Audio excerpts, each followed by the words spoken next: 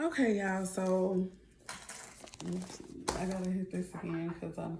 So let me say this, you guys. What I'm already seeing. Oh, I put the lighter in here as a dang on bookmark. I need another card. Let me get this to bookmark. I need to purchase bookmarks specifically for when I'm freaking studying.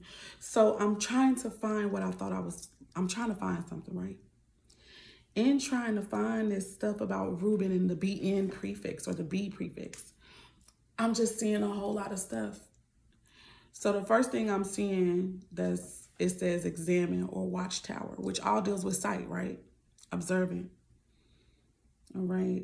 Then I'm looking where it says choose, and that's just BHHR they have here.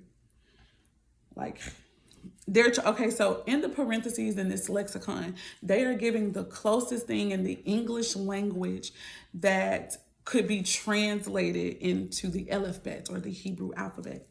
So with that being said, it'd probably be better. Damn. I was just about to say it would probably be better if I had, and I might be saying this and sound crazy, but if I had another dictionary where, or lexicon or whatever, that I could just be, or if I had one list of all these same words that I could just immediately go to and look at and then use. And the reason why I'm saying that is because I need to be able to see the, I need to be able to see the images connected to the letters, to the Hebraic letters, is why I'm saying that, okay?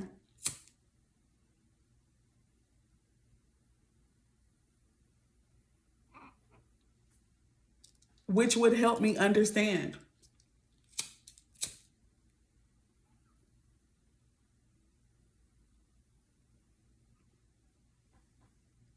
And discern more readily which one of these prefixes I should be using. But the truth is, all of them are fitting, right? All of them can fit. So it says choose youth, an examination to determine the choices. Now, remember, I'm telling y'all that just the word "ben" in itself could deal with children, but not, and that's children both of the animals, children of the human or so-called human, okay, which are both all the Most High God's children. So shit. So everything is beginning with the children, right? The head is really the children. The head and the tail, really the children. Because children grow up to be adults who go on to carry the name, which part of Reuben is about. It's about building the family. That's what some of these things are. That's what the other concepts that I'm going through, each word I'm dissecting, this is what it means. So is that 1129 that I'm talking about? I think it might be. So give me a minute. Let me go back to 1129, where I'm getting these major ass concepts from. Yeah, 1129, Bana. Let me just hurry up and get to that part. I should have been did that. Sorry. Bana, a primitive root which means to build, both literally and figuratively. It can say begin to, build, builder, obtain children, make repair, set up, surely. So that is the simple version of what 1129 means, which is where 1121 even comes from. It's the concept, the understanding and the basis that 1121, which would be considered a son as a builder of the family name in the widest sense of it. So this is where Bang comes from. A son, a builder of the family. Then when I went further down into this, it can talk about a grandson, a subject, a nation, quality or condition. So anybody that's trying to build anything could be considered a bang. But not, and that's a man. You can stick right there and say that's a man. But if you go further, it says, and It can represent the afflicted age. It can represent the afflicted. It can represent an age. Okay. It can represent an anointed one, someone appointed to. It can represent an arrow. It can represent one born. It can represent the word bow, not like bow and arrow, but or bow. Bough, like when the bow breaks, the cradle will fall. Somehow that whole little thing came up. That so-called nursery rhyme is literally talking about, and this is me piecing it together and conjecturing. That whole nursery rhyme, if you ask me, talks about how nations of people rise and fall. Rock-a-bye, baby, on the treetops. When the wind blows, the cradle will rock. Cradle will be the civilization. Y'all know what I did before I was reading, if you saw one of the other clips. So this is why everything is all connected, right? This is probably the reason why this damn thing came up the way that it did. This nursery rhyme came up to me the way that it did. And the understanding that I'm getting of it. It's literally depicting in the smallest, in the beginning of, which to children, to babies, this was saying. It's all connected. Somebody was teaching us in nursery rhymes. They're teaching us or indoctrinating, however it goes. Rock-a-bye baby. You're speaking to a child, right? Who's going to build a family name, whether boy or girl. You're singing to a child. Rock-a-bye baby on the treetop. The treetop could be at the height of a civilization. Rock-a-bye baby on the treetops when the wind blows. Wind blowing figuratively, wind blowing, let's start with natural always, because that's what helps us. Natural, when the wind blows, things move. Movement can indicate change. Please follow me, whoever watches this, please follow me, bear with me, but only those who are meant, right? When the wind blows, the wind can indicate something that creates change or movement. When the wind blows, the cradle is going to rock. When the change comes, the nation is going to move. Or when the wind blows, the wind can also indicate information that will bring about a change. Information that brings a change to a home, to a civilization, to a land. This is what's going to move stuff. The wind could also be destructive. So it not only does it bring information, it can be destructive, which can either be bad or good, depending on who you are and where you are in the story. When the wind blows, the cradle will rock. When the bow breaks. So now we need to get to that and we need to find out, what does a bow mean? So when the bow breaks, what's a bow? When the bow breaks, the main branch of a tree. When the government breaks, follow what I'm saying. Not even just the government money. When the mother or the father, depending on who's still alive, who's still around, who is the chief, who's in the head of position.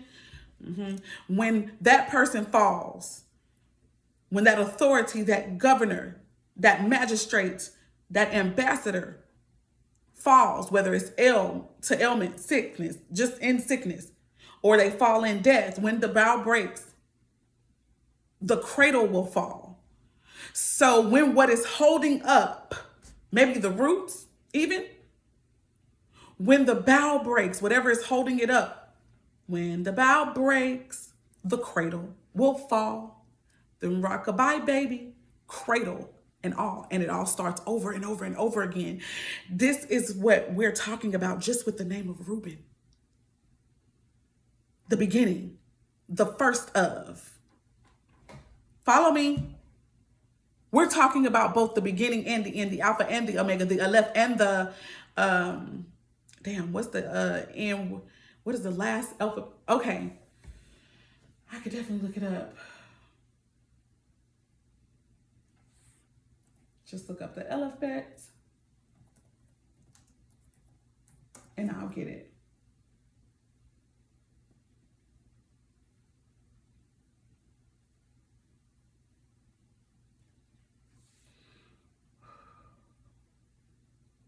I really want a list. If y'all could just present the list, that'd be great. Tav. So the Aleph and the Tav, you know, the beginning and the end is right there at the beginning.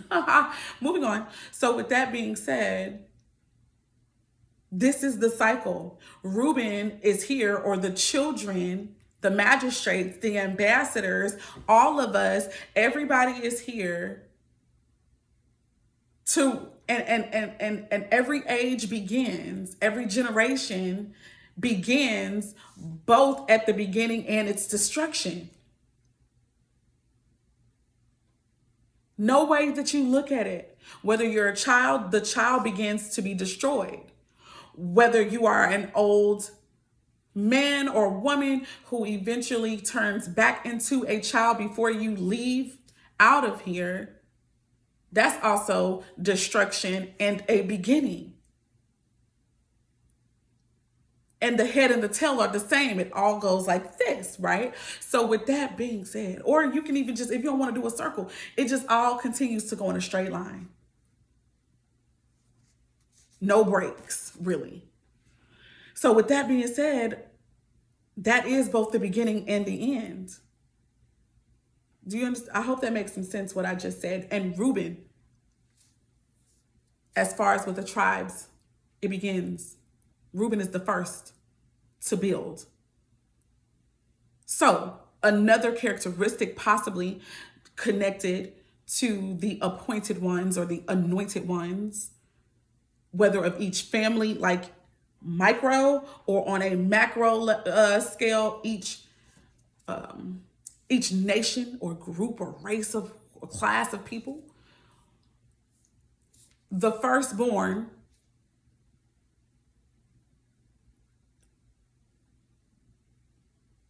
could potentially have the gift of sight. The seers could potentially be very intelligent. They can see a lot of things. Moving on. God, I said all of this shit in clips of videos to just get this out. So Bana is to build, literally and figuratively, or to begin something, begin to build or builder, obtain children, make, repair, set up, which would be the same as establishing. And it says surely. Why is something surely? Why is something even sure? Because it continues on and on and on and on. So our forefathers and mothers continue because we are here. And we still pass on like they do, or possibly, who knows? I may find out later in the last of the 12 tribes that we don't. I don't fucking know. But Wisdom, who was the most wise person on earth at his time and never been nobody like him, they say, in wisdom, which is why Christ, anyway, I was about to go on a different tangent, but okay, Wisdom said that no king, and to me that still means mankind, and therefore it can even include women, but whatever. No man has any other entrance into this world. And no, they have no entrance and no outrance, if that's a word, into this world. Everybody, no different is what I'm trying to say. No different. Please make that make sense. No different. There is no other entrance and exit in this world except for to be born and to die. And that is both also figuratively and literally. And it seems that we are doing Literally both of them at the same time. Simultaneously, we are both living and dying. We are both creating and destroying. Creating would be the life part and the building and the setting up and the establishment part. The death would be the destruction and the breakdown of whatever we're talking about. But for now, we can just say this whole entire world. So right in the 12 tribes, but specifically the first name of the firstborn child, we are seeing what our lives, what every age is like. That is mind-blowing and fascinating to me. I'm going to be quiet because this video was long. Anyways, I guess because it won't go off right now, I will say if this made any sense to you, like, follow on all platforms. Well, not all, but yeah, we can say that. On all platforms, Autochthonous Heiress. Autoch, AUTOCH, THONUS, HEIRESS. Autochthonous Heiress. And both of those names still point to basically the whole meaning of Reuben's name. And the importance and significance of that is that I was just breaking down how his name alone, not only does it mean to behold a son, it's so much deeper than that. It's beholding a son, it's beholding a daughter, beholding a fucking child. So that was the other thing, you guys, how it's all connected before I go. Sorry, Spirit. Before I go, the way it was all connected. Every passage, even about Christ, you guys, about the so-called Christ that people are looking at as one individual person, which it is not that at all. And more people have been saying that and people think they're crazy. It's the truth. There's not just one appointed one. There's not just one anointed one. There's not just one. And even Christ said that, him or herself, that it's not just one. That he's got brothers, which would automatically encompass sisters. Because again, remember, the word bane encompasses both men and women, which could be young or old. And listen, just in the name of Reuben, what I was looking at, you guys, it can represent the children of animals, right? So every time, just in the scriptures about the appointed one, the anointed one, the Christ that we know as Jesus, that others may know as Yeshua, whatever your dialect, you still getting the concept from this word, from the so-called Bible, which is from the Hebrew people. The Shemitic people, I would rather say, the melanated peoples of the world, the first people, the chief people of the world. This is where we're getting all of our information from. They were here first. They are the first power and strength of whatever being, whatever God or goddess created them. Moving on. Right in the name of Reuben, it talks about, so what I was trying to say was, so every time in just the New Testament alone that you're seeing anything about how Christ rode up on a colt, when it even talked about in the Old Testament, when it's talking about, a whelp, a cub, a lamb, anything connected to the animal kingdom that either the appointed anointed one rode upon, or, even describing all the 12 tribes or the royal tribe or any tribe for that matter, if there is an animal connected, all of that is talking really and pointing back to the children, which can be young and old. The nations of people, it's all together, it's all connected, and it's pointing back to all of us. While I was looking at this, it literally has listed so many different things that have been connected to all the nations. And if you look throughout scripture, where we all even get this concept of having a nation that has an animal connected to it, maybe everybody doesn't have that on their flags and stuff like that, but there are totems, spiritual animals, or, all the tribes even have an animal connected to them. So it's all connected. I'm just saying, right there in the first name of the first son, right there, we are just seeing, or I do, the way I see it. And every word that is connected, both from 11:21 even to 11:29, it's all talking about everything.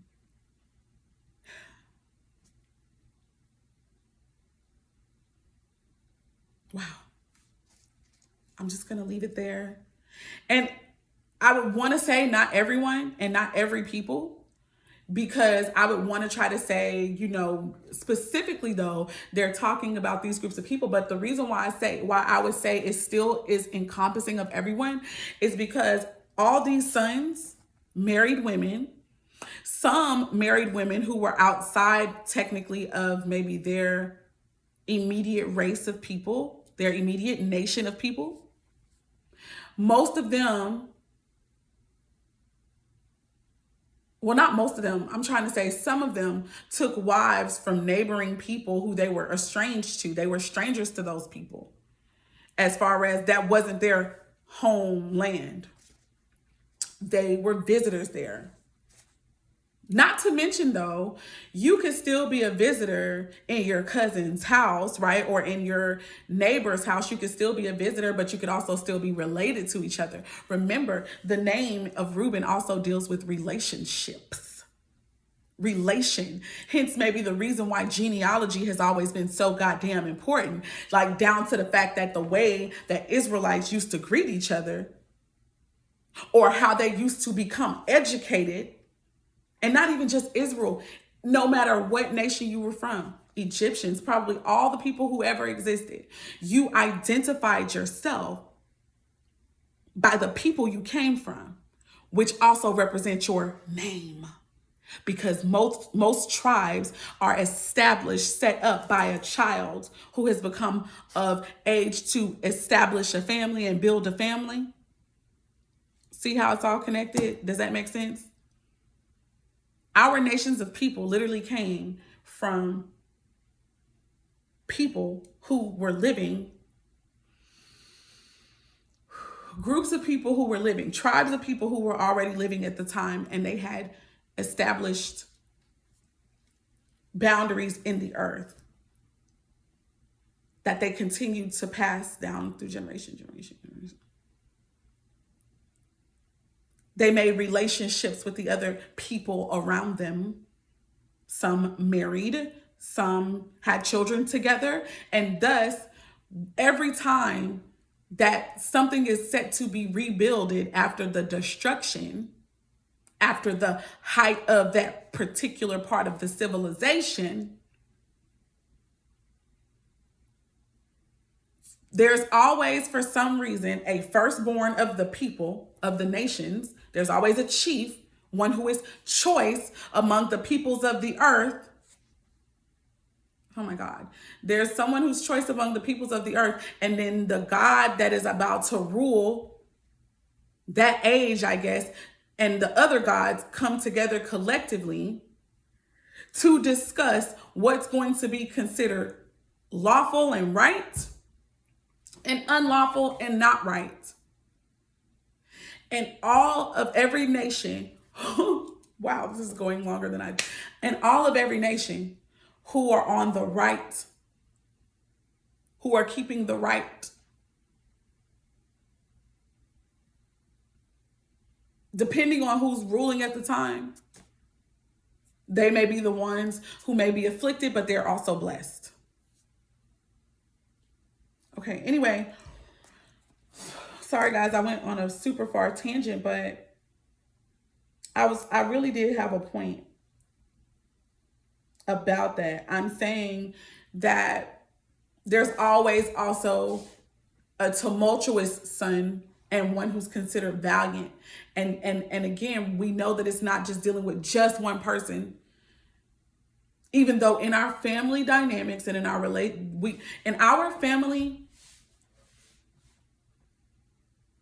which is why family is so important, right?